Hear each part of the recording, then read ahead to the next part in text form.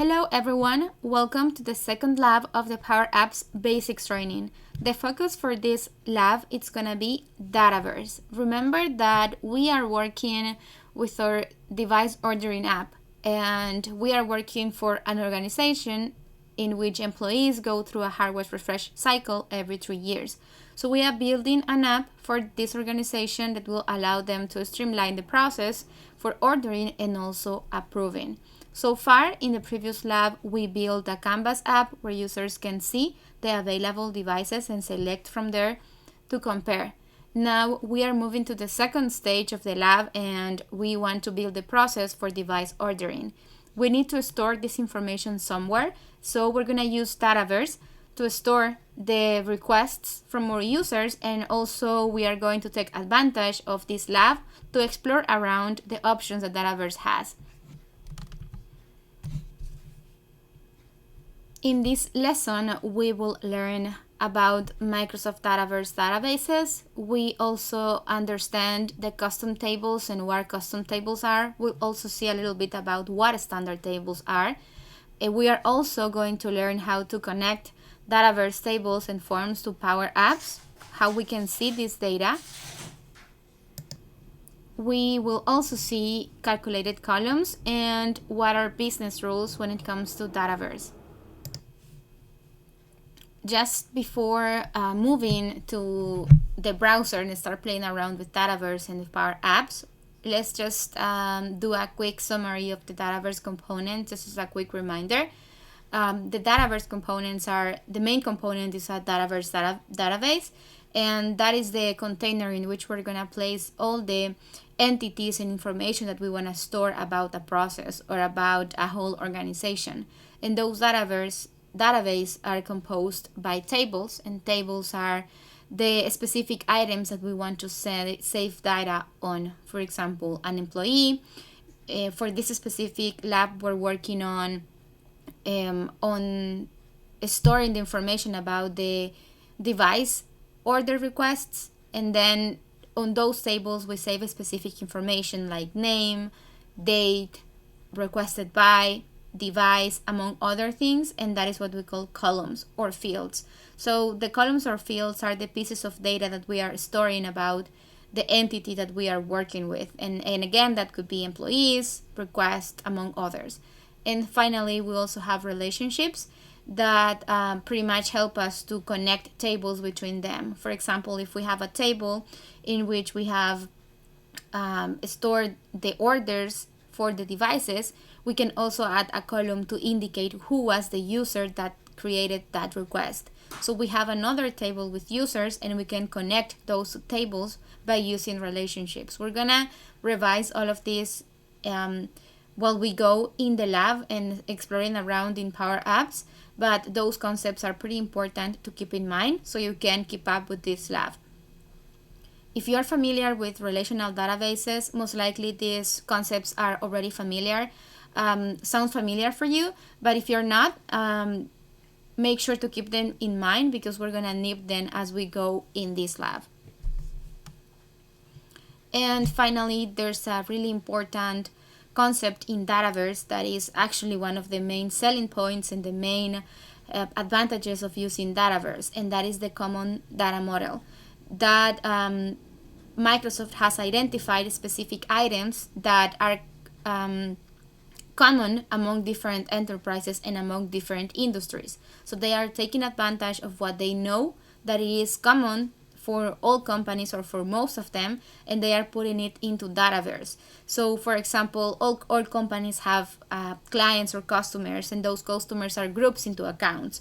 So that's a very general and common scenario for most of the companies. So when you create a Dataverse database, by default, Microsoft will create some columns and tables for you. Those are what we call standard tables, and those standard tables are based on the common data model. The common data model is what Microsoft has identified as the common practice for all companies, and it is known that when you start using Dataverse, you should first go and look to the the standard tables that Microsoft created by default in your database before going ahead and creating your own tables. So it's better if you go and take a look at the tables that that Dataverse created and see if any of those tables will help in your scenario. And if that's the case, you can start customizing that standard table. So this is a pretty great advantage that Dataverse has, because we don't have to spend much time working in creating tables, because a lot of things that we're gonna see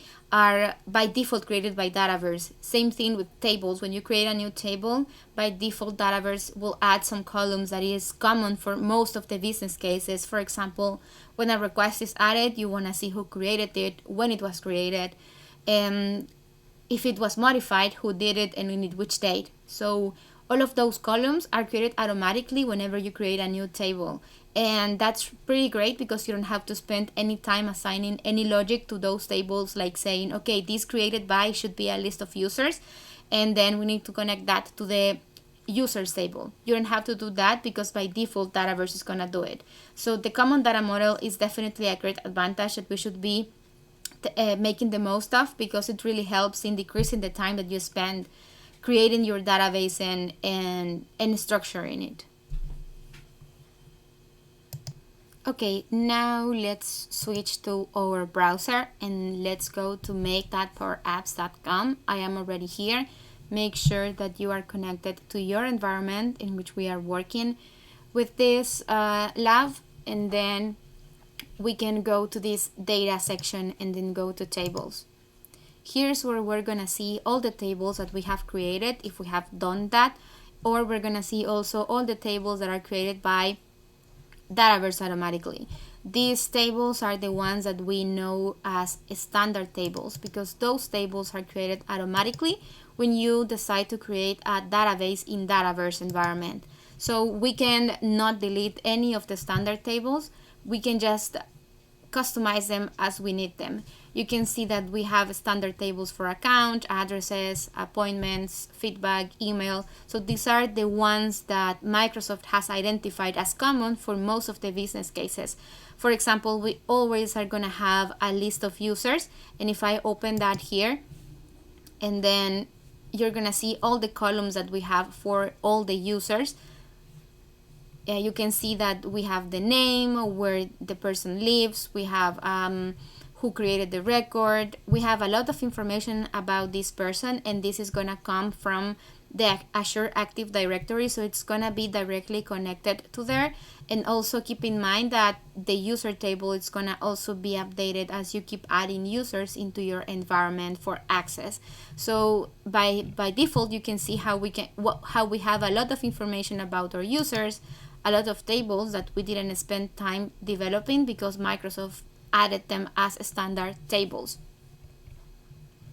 Now I'm gonna open this account table, and remember that tables are a way to store data about entities. In this case, we have accounts to group our clients, and this is something that, as you can see, Microsoft added a lot of columns into this table by default, and those are also called custom tables. Standard tables. You can see here how we have the type either standard or managed. That means that we cannot change these columns. For example, if I open this email address, the only thing that I am allowed to change is the display name. If I, instead of having email address 2 and email address 3, we can have, for example, I can click on it and change it to work email address and personal email address if I don't want to show the number 2 or 3. So that's important to keep in mind, because you cannot change the standard and managed columns. We can only change the display name that end users are gonna see.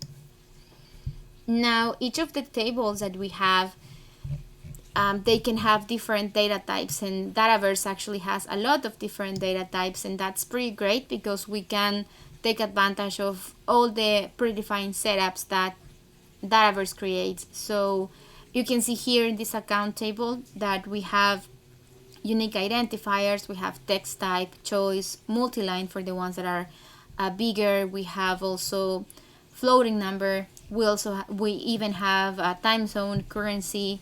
There's a lot of options to select from, and that will depend on the case that we are working with.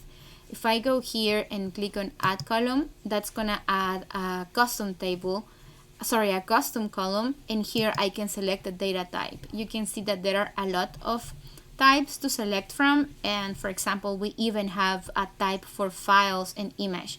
That's pretty great because very easily we can attach files and images to our records and without doing much coding or doing anything fancy there. Now that you have explored this columns section from Power Apps, we can see that we can also define if the field is going to be required or not, or it's going to be optional. We can define if we can search by this field and a lot of different things. So we can do a lot of setups just by clicking, and that's also an amazing feature because, you know, having relational database background definitely helps in understanding better how all of this works. But even if you don't have that experience or you don't know that much about those concepts, it's pretty friendly for every user. So anybody can set up tables, create new columns, create new tables, and all of that. So another section that is really important when it comes to tables are relationships. This is what we were reviewing in the slides. One of the components that the tables have are relationships, and those are the ones that help us to link tables between each other. Remember that we were talking about users that created a request, and we want to know who that user was, and we want to link it to the users table. I'm gonna just open here a new tab, and you know, we have this table for accounts, and we also have a table for users. And here, if I search for the created by column, I'm gonna click on it. In the created type, it was selected as a lookup column, and then I selected, well, it was selected automatically by Dataverse that the related table to this field created by is called user. And this is the very same table that we were looking at a couple of minutes ago. This is the user table that is linked to the created by, and here we call it relationships. But whenever we are setting up a lookup table, that's when we are setting up a relationship between two tables. So pretty much here we are telling Dataverse that whenever we populate the created by column, we need to populate with the values that come from the user table. Now there are some other important concepts when it comes to relationships, because I can go here and click on add new relationship, and I can click on many to one, one to many, and many to many. I'm gonna click on the first one just as an example, and you can see here that the first thing that I'm asked is which table you want to link to this account table. And here I can select from all the tables that I have in Dataverse, and that can be a table that Dataverse created by default, that means a standard table, or that can be a table that I created on my own, and that is a custom table. So I'm just gonna select, for example, email, and here it's gonna ask me what's the column name that I want to assign to this column, and what's the ID behind the scenes. And here in general we also have some options, and in the type of behavior it's also really important, because you know, if we have a link between two tables, for example, who created the request in the user table, what happens if a user leaves the company and no longer needs to exist in the user table? How do we want that relationship to behave? Do we want to delete all the records that refer to that user?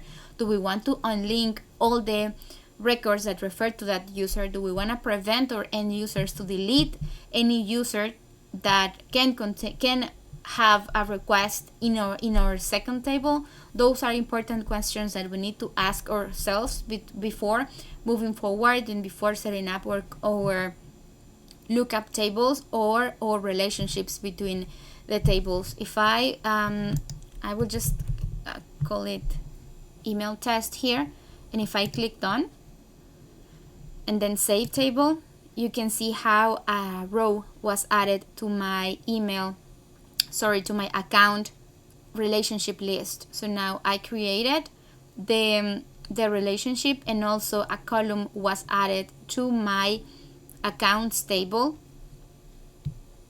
that links this to the email table that we had in Dataverse.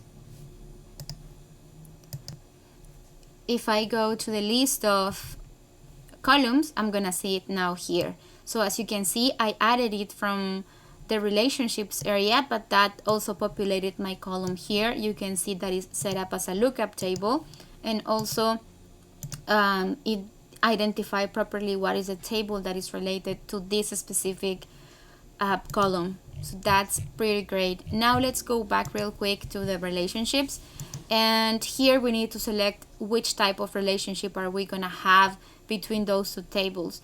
And this is really important. Before setting up, you need to sit and think about how the two tables are gonna link, because for example, one user can have many requests for ordering devices, but each request can only have one user assigned to it, because one request cannot belong to different users, because each user has to request their own devices. So in that case,